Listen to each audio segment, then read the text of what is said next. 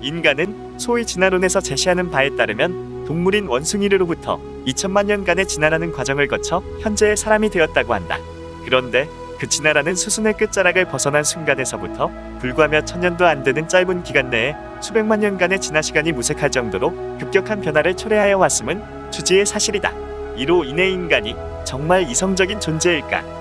라는 의구심을 갖게 할 정도로 지구상에 존재하는 수많은 동물종을 멸종시키고 있으며 심지어 지구 환경을 파괴하는 행위를 서슴지 않고 있다. 이와 같은 행태는 지구에서 유래했다고 여겨지는 생명체라 하기에는 도저히 이해하기 힘든 무척이나 도발적이다.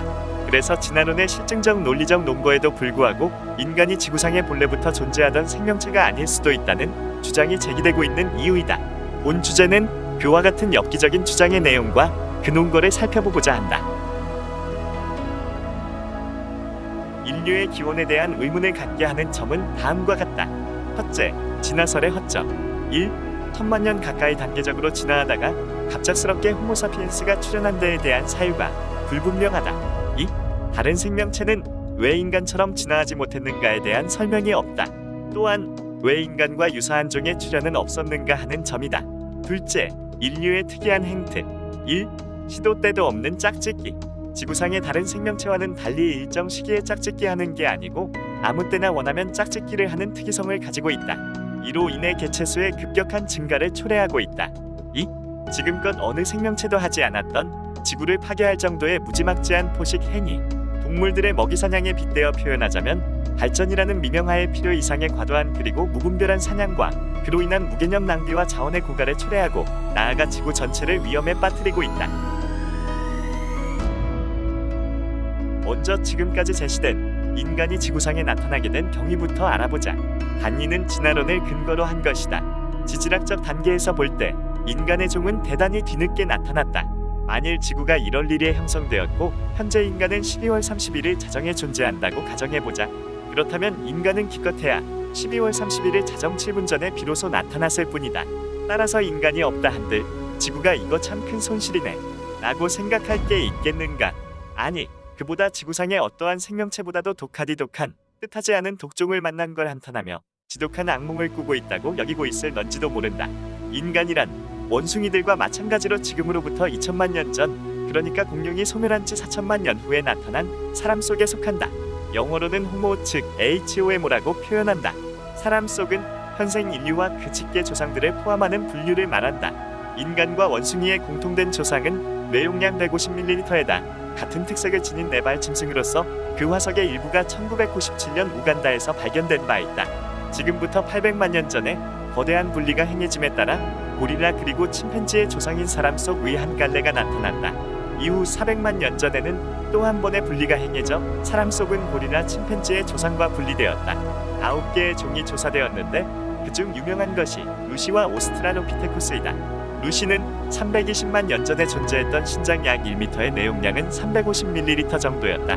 오스트랄로피테쿠스는 남아프리카에서 발견된 가장 오래된 인류이다. 생물학적으로는 가장 원시적인 화석 인류로 추정되는데 골반이나 다리뼈의 형태로 미루어 보아 직립보행이 가능하였고 게다가 가장 간단한 석기를 만들었으며 골각기 문화를 영위하고 있었을 것으로 짐작된다. 뇌의 부피는 650ml로 고릴라의 500ml보다는 약간 크지만 현대인의 2분의 1도 채 안 된다. 얼굴은 고릴라와 매우 흡사한데 원숭이와는 달리 치열은 사람만이 갖는 특유한 형태이며 송곳니가 작다.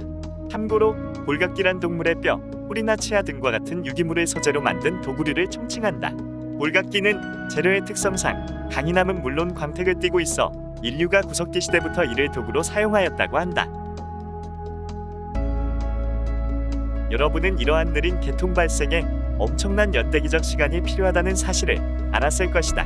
후속 결과에 있어서 이는 대단히 중요한 사실이다. 그 후 한 번 더 가지가 갈라지면서 엄밀한 의미의 인간이 지금으로부터 200만 전에 나타났다. 원숭이와 함께 나타난 사람 속이 나타난 지 1800만 년 후이며 유인원에서 침팬지와 사람 속이 분리된 지 600만 년 전의 일이다. 이 조상은 호모 하빌리스로 명명되었다. 호모 하빌리스는 140cm의 신장에 몸무게 40kg, 뇌용량 760ml였다. 그는 도구를 사용했으며 틀림없이 말도 하기 시작했을 것이다. 그런데 지금부터 불과 10만 년 전에 최초의 호모사피엔스, 그러니까 라틴어로 지혜로운 인간인 네안데르탈인이 출현하였다. 이와 함께 현생 인류인 호모사피엔스 사피엔스도 약 10만 년 전에 갑자기 정말 갑자기 솟아났다. 네안데르탈인들은 3만 년 전에 소멸하였는데 아마 2배로 지혜로운 인간인 호모사피엔스 사피엔스에 의해 멸종된 것으로 추정된다. 현재의 인간보다 50이 더 큰 1500ml의 굉장한 뇌 용량을 지닌 네안데르탈인은 눈 위에 주름살이 불룩하게 나와 있고 귀가 올라간 두개골의 모양을 지니고 있었다. 네안데르탈인은 죽은 사람을 매장하는 방식을 생각해냈지만 그 사촌, 즉 우리의 조상보다 오래 살지 못했다. 그런데 문제는 많은 고생물학자들과 유전학자들이 이러한 그럴듯한 진화론의 이야기에 회의론이 팽배하다는 사실이다. 이 이론에는 무언가가 빠져있다. 왜냐하면 몇백만 년 단위로 진보하던 과정에 비한다면 호모사피엔스 사피엔스 즉 우리들 인간의 출현이 너무 갑작스러우며 최근에 일어난 것으로 되어 있기 때문이다. 불과 10만 년 전에 불쑥 나타난 호모사피엔스 사피엔스는 400만 년 전에 나타났던 오스트랄로피테쿠스로부터 진화하는데 연표상으로 필요하다고 추정되는 중간 단계가 빠져있는 것처럼 보인다는 점이다. 정상적인 진화론으로라면 적어도 우리는 호모사피엔스 사피엔스의 화석 이전의 중간 고리 화석을 발견할 수 있어야 한다. 최근에 50만 년 전에 인류 화석을 발견하였다는 발표가 있었지만 이것만으로 진화론이 내포하고 있는 모순을 완전히 해결하였다고 보기 어렵다.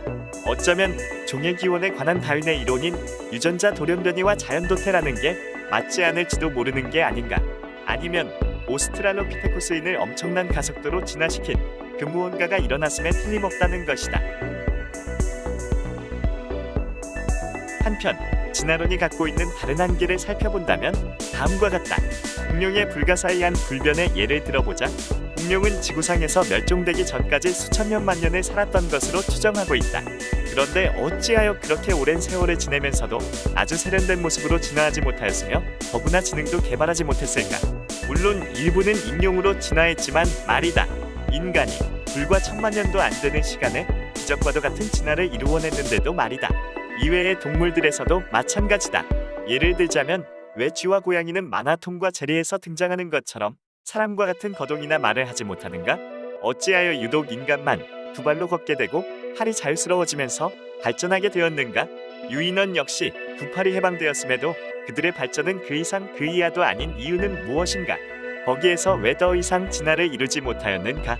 가장 기이한 건 호모사피엔스 사피엔스들은 불과 4만 년 내에 거대한 진화를 이룬 것도 모자라서 마치 지구는 자신의 고향이 아닌 듯 황폐화시키고 있지 않은가 말이다. 이건 신과 같은 존재감을 과시하는 것 같지 않은가? 즉, 본연의 지구 생명체의 한계를 뛰어넘는 행위가 아닌지? 이런 점들은 진화론의 근본적인 문제, 즉 인간 이외의 생명체에는 어째서 인간과도 같은 비약적인 진화가 일어날 수 없는가에 대한 의문을 여전히 불러오게 하고 있다.